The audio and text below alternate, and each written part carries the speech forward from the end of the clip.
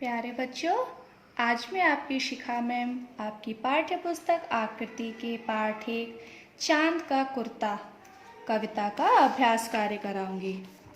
तो बच्चों, हमारी प्रश्न संख्या है 5। वाक्यों में प्रयोग करो। तो बच्चों, आज हम शब्दों को वाक्यों में प्रयोग करना सीखेंगे। शब्दों को वाक्यों में प्रयोग करने का अर्थ है जो शब्द दिया गया है वो शब्द वाक्य में आए।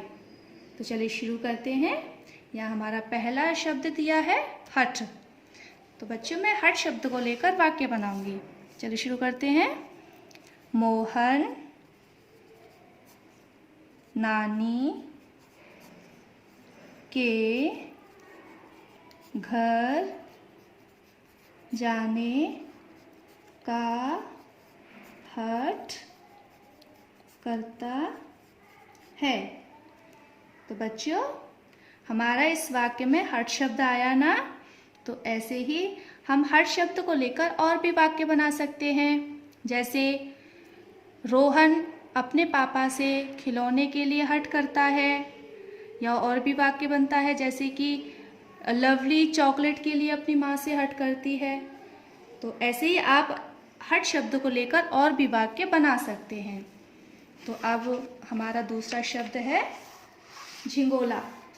तो झिंगोला का अर्थ पता है क्या होता है? जी हाँ, ढीला ढाला कुर्ते जैसा। तो अब झिंगोला शब्द को लेकर हम वाक्य बनाएंगे। तो हमारा पहला वाक्य होगा, मेरे पास एक सुंदर सा झिंगोला है। दूसरा वाक्य, राधे की माँ ने उसके लिए एक झिंगोला बनाया। तो देखा बच्चों आपने, झिंगोला शब्द को लेकर मैंने 2 वाक्य बनाए। अब आप झिंगोला शब्द को लेकर और भी वाक्य बना सकते हैं।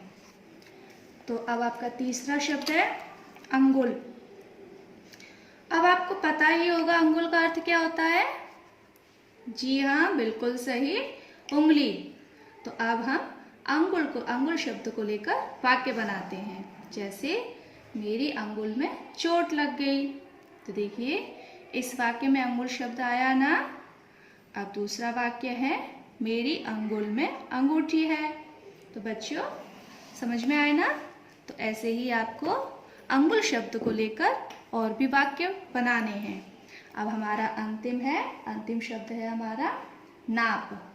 आप सबको पता है ना नाप का मतलब क्या है? जी हाँ, किसी भी चीज को नापना। तो अब हम नाप शब्द को लेकर वाक्य बनाएंगे। तो हमारा पहला वाक्य है, मैंने कपड़ों का नाप दे दिया। तो इसमें बच्चों नाप शब्द आया ना। अब दूसरा वाक्य है, दर्जी कपड़ों को नाप कर काटता है। तो समझ में आया ना अच्छे से बच्चों।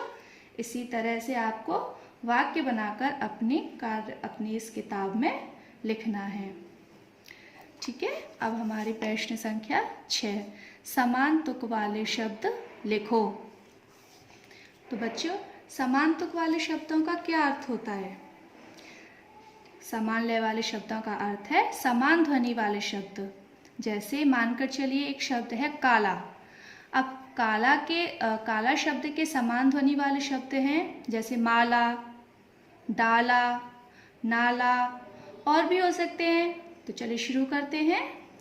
तो यहाँ हमारा पहला शब्द है बोला। तो अब बोला के समान ध्वनि वाले शब्द क्या होंगे? जैसे लिख सकते हैं हम यहाँ पर भोला और झोला, गोला। तो इसमें हमारे और भी शब्द हो सकते हैं। आगे शब्द है मोटा। तो मोटा शब्द का और शब्द बताइए समान ध्वनि वाले शब्द। जी हाँ, लोटा और खोटा, छोटा। तो इसके और भी शब्द हो सकते हैं। अब आया हमारा डरती। डरती का क्या होगा? धरती, है ना, भरती, और भी हो सकते हैं इसके शब्द। अब हमारा अंतिम शब्द है पढ़ता। तो पढ़ता का समान ध्वनि वाला शब्द क्या होगा?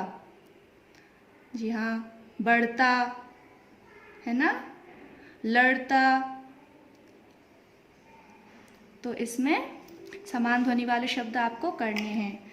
तो बच्चों आगे का काम हम जो हमारा आगे का अभ्यास कार्य है वो हम अगली कक्षा में पढ़ेंगे। ठीक है बच्चों।